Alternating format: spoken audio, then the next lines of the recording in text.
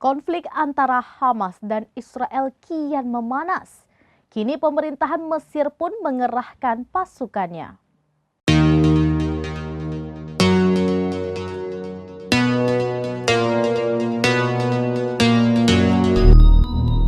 Konflik yang kian memanas antara Israel dan militan Hamas di wilayah Rafah kini mendorong pemerintah Mesir untuk mengerahkan sejumlah pasukan ke timur Laut Sinai yang berbatasan langsung dengan Rafah.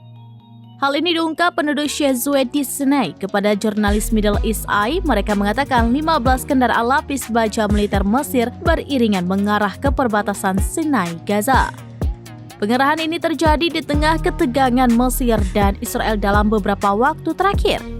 Hal senada juga turut dilontarkan Yayasan Hak Asasi Manusia Sinai yang melihat konvoi kendaraan lapis baja militer Mesir tiba di desa Al-Jawra.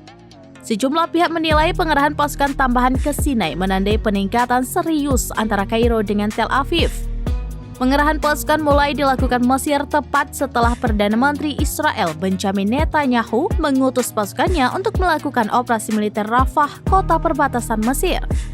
Negara Zionis itu memerintahkan ratusan ribu warga Palestina untuk meninggalkan kota Rafah menuju Al-Mawasi yang berada di tepi pantai Gaza.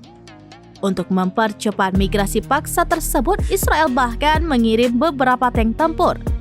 Alasan ini yang membuat Mesir siaga tinggi hingga mengirim belasan alat tempur dan terpaksa menutup perbatasan Rafah dari sisinya mengantisipasi apabila serangan Israel akan meluas hingga wilayah perbatasan negaranya.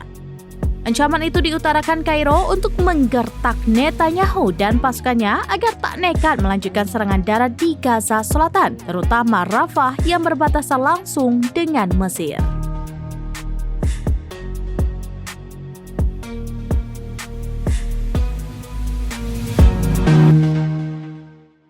Demikian informasi terkini Syedaralun. Saksikan terus beragam informasi lainnya. Jangan lupa like dan share seluruh akun serambinews.com.